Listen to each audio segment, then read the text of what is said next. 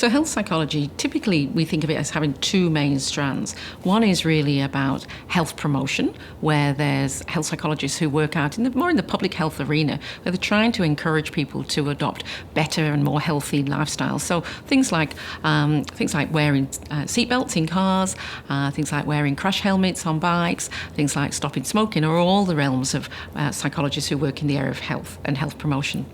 And the other area is where we're really talking about managing health conditions or working with people who've got health problems. And so health psychologists work with people with a variety of problems, from children with childhood difficulties like cystic fibrosis and things like this, all the way through to adults that may have type 1, type 2 diabetes.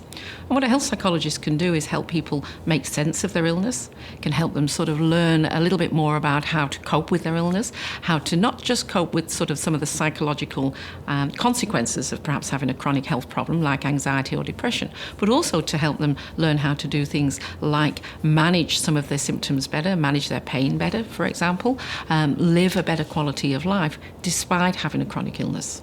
So for people who've got chronic health problems, whether it's chronic pain, whether they've got a chronic illness like rheumatism or arthritis, whether they've got chronic lung disease or heart disease problems or diabetes, psychologists can help. They can help individuals make sense of what's going on. They can help them understand the sort of emotional consequences of those problems that they've got. But they can also help them to change their lifestyle. So they can help them to learn to adapt to the illness, to adjust to it, to modify the sort of way that they may interact, if you like, with their health problems, so that they can actually live a better quality of life.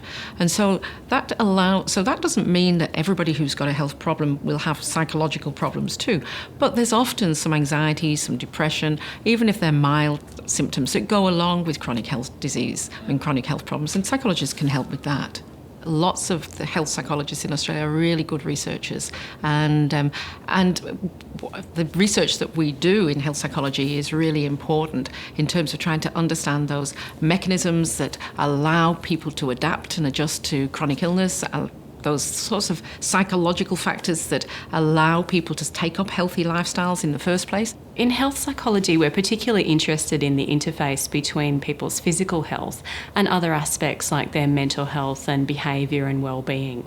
So we look at that intersection in the sense of how we can help prevent health conditions from developing or help people to manage their health, and also helping them deal with some of the changes and perhaps emotional stresses and things like that that can come along with managing a health condition.